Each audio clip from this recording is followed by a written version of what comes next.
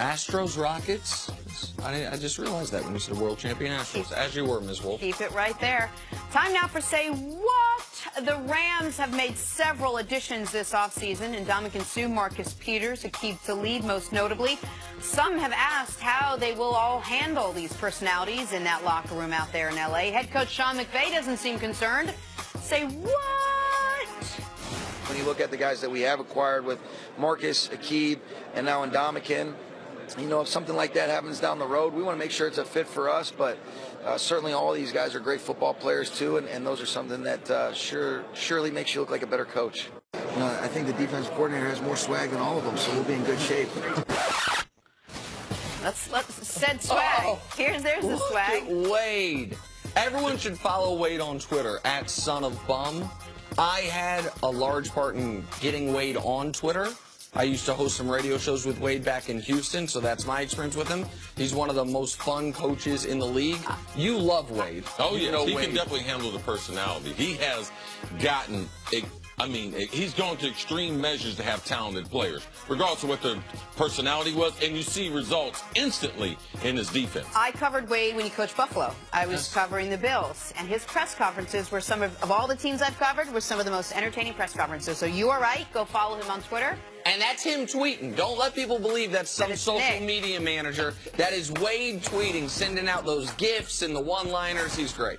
Time now for some stories to start your morning. Big game in the Western Conference. Blazers beating the Pelicans behind 41 points out of Damian Lillard. Nick, how impressed were you with Lillard last night? Man, Lillard's making a case now. That first-team All-NBA guard spot next to James Harden might be available. You don't hear people talking about that. No, I mean, Steph's now missing games. Some of the shine is coming off Russ with the Thunder struggling. Yeah. Like, there's an argument to be made that a guy who had so much trouble making just an all-star team for years could get a much more prestigious distinction. Yeah. First-team All-NBA at the guard spot. He's been awesome. He's been the best player on one of the 5 best teams in the NBA. And if you were looking at it objectively, he has definitely been one of the 2 best guards in the NBA. Yeah. If you look at the number of games he's played, consistency, how he scored the basketball, how he has led his team to them having a successful season when people didn't think, who's going to be 3rd in the West? Nobody was saying Portland, no one was saying that. So that would be icing on the cake of a very great, of an awesome season that he hadn't gotten the recognition he should have. Absolutely right. To the NFL now, John Gruden, as we've learned since he took over as head coach of the Raiders, not a fan of modern technology, doesn't like the metrics, not a big fan of data. Now, all the instant replay as well. In an interview yesterday, Gruden said he would like to eliminate instant replay, which was born in 1985, by the way. Nick, is this something the NFL should consider? Listen, John Gruden, maybe I could come around on you now. I've been skeptical of Coach Gruden as opposed to broadcaster Gruden, but this is music to my ears. I'm not a fan of instant replay in pro sports. I don't think it makes the officiating better in pro sports. I don't think more often than not it actually helps you get the call right. So when John Gruden said just scrap the whole system, there you go, Coach. I like hearing that, Coach. Yeah, embrace technology. All right? Like, there's no way that we can go to a game that doesn't have replay after we've been exposed to replay. Fans would complain too much. Everyone would be a Monday morning quarterback because it would be so blatant as far as you can correct it and get it right. Why would you go back to the old system? Didn't the NFL do exactly that? Didn't they go to replay, get rid of it, and then bring it back years later? Like, they did that. Now, maybe it wasn't the sophisticated replay system it is now, but we've gone to replay and gotten rid of it. We could do that. Good luck. Okay. Hey, despite winning the Super Bowl MVP, Nick Foles will likely start the season as the backup. Head coach Doug Peterson says it's safe to say Foles will start the season on the Eagles roster. CC, are the Eagles making the right decision holding on to Nick Foles? Of course, there's no decision here. Like, there's no debate here. Like, the people that are talking about this, like, I don't know what they're thinking about. There's no way the Eagles can get off of Nick Foles. The price that you paid for him, he understands the offense. He's great in the locker room. He's great in the community there. why would you trade him in your star and your future your future franchise quarterback? Carson Wentz is still hurt. Like, it doesn't make sense to trade him. I feel like the producers are setting me up to get on the wrong side of Chris Carter this morning. A replay question followed by a Nick Foles question. Those are things in the news.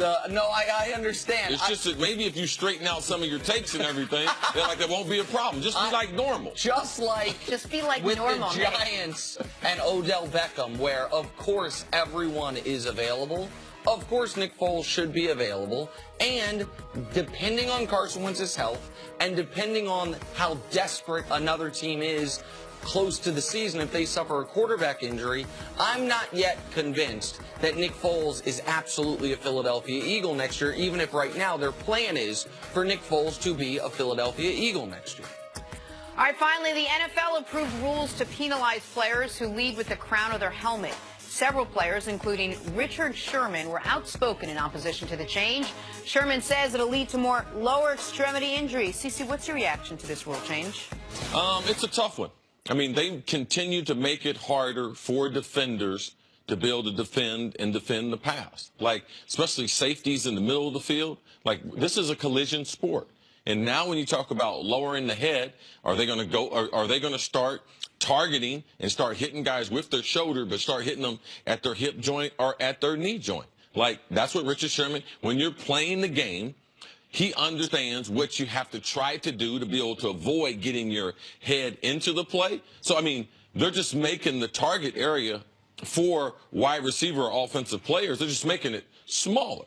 Like, they're just making it smaller, and the game just becomes even more difficult to play as a defender with all these rules and everything that they have as far as what they can and what they cannot do, Nick. Listen, you're talking about it as a defender.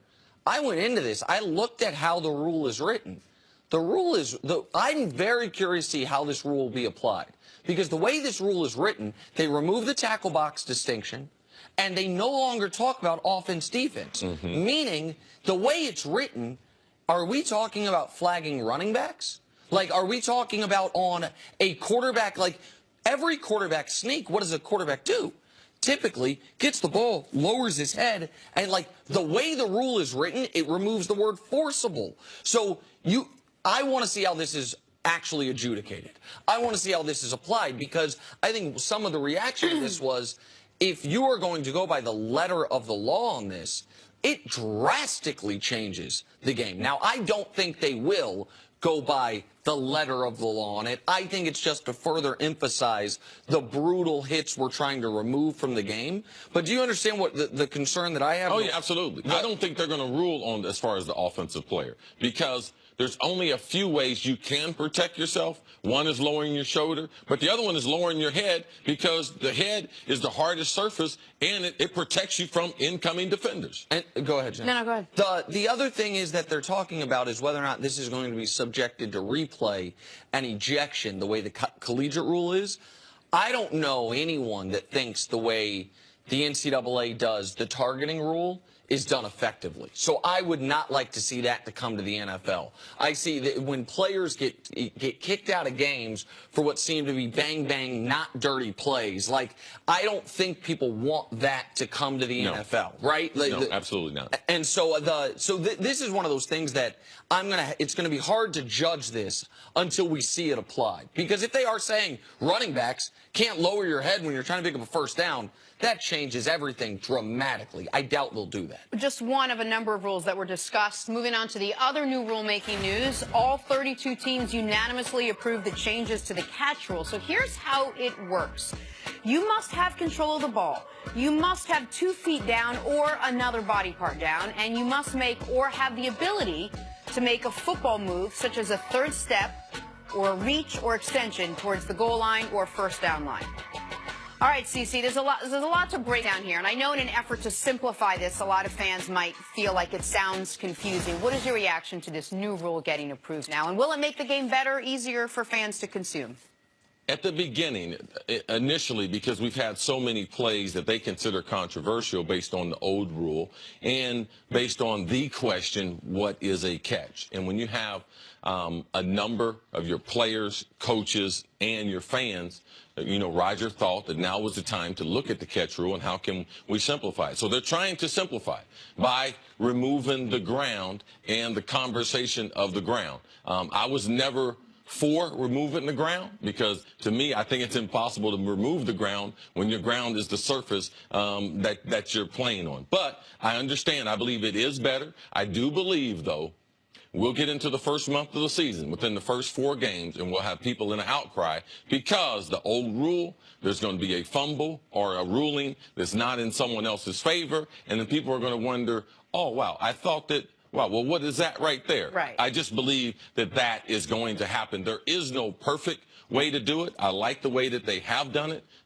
Fans should like it, but it is going to take some type of adjustment, because what you are there will be more catches, but there will also be more fumbles. Cece, explain to the audience why there will be more fumbles. When you and I talked about this 4 months ago, you were laying out, you said to me, you're like, Nick, all right, how do you want it to be done? Because the NFL did essentially what I had hoped they would do. And your immediate response was, okay, so in this scenario, you're okay with that being a fumble. Explain why there'll be more fumbles. And for those who play football, we don't like fumbles, adding more fumbles to the game. We believe it mucks up the game. The game is not as clean. Aesthetically, it's not as clean. And it's a dangerous play, you've said. Yes. The fumble recovery and guys and get the hurt inadvertent whistle and everything. But that's on the back end of that. As far as the things that I believe, how will there'll be more fumbles? Because now you'll be judged on the third step. You said control of the football,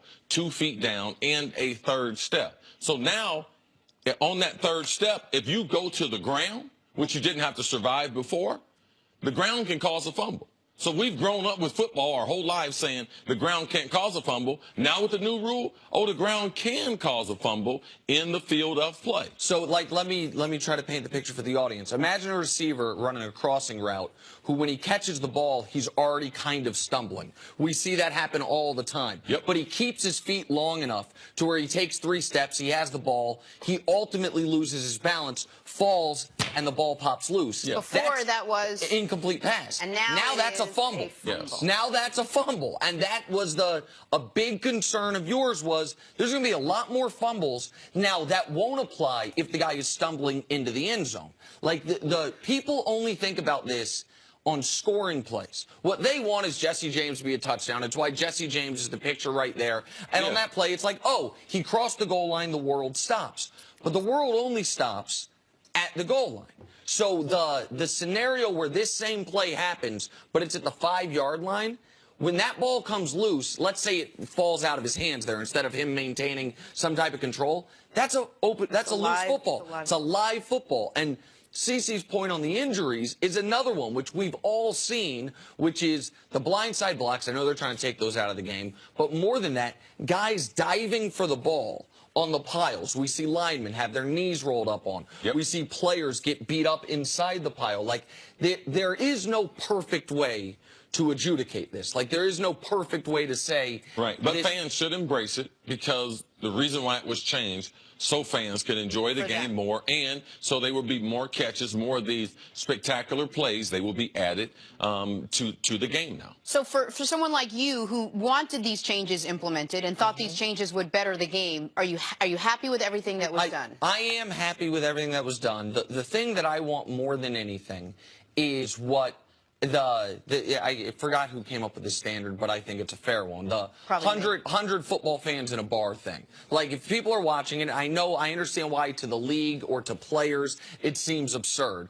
But as a fan, hey, we're all watching the game. We all thought that was a catch. And 4 minutes later, we hear the reason it wasn't a catch. That always, as a fan, I don't think you can lean on the fans for the rules, because most of the time the fans don't know the rules, or the rules are shaded based on things that have happened to them. I think it's a balance this time, because it is something that is it is a strong part of the game. They throw the ball 65% of the time. it's important to be able to get this rule right where people have an understanding. As far as people in the bar, I don't necessarily know if that is the standard that we ever want to have, because what's more important, the people playing the game, that they understand it and they can do it, or 100 people in a bar? They're going to watch the game no matter what. Let me just ask one follow-up question. When we talk about they've now expanded, theoretically, the definition of what targeting is, where defenders are not allowed to hit players. So that's made it harder on defenders. We now also have made it easier for a catch to be called complete. This upcoming season, in your opinion, is it fair to say it's never been more... It's never, I don't want to call it easier, but I will. It's never been easier to throw and catch the football simultaneously, that it's never been harder to play safety and defensive back in this league? Absolutely.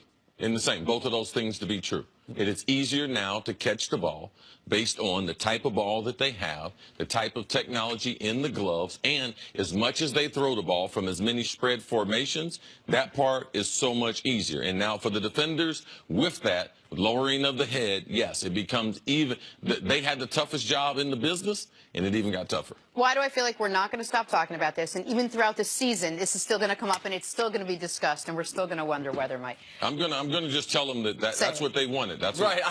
Every time I told it's going to be, and I told you, a perennial. I told you so. All right, coming up, could Kevin Durant carry the Warriors to the finals without Steph Curry? Next on First Things First. I think that might hurt his back. I don't know if he could do it. Well, I know Dusty can't because he's been sitting on that chair.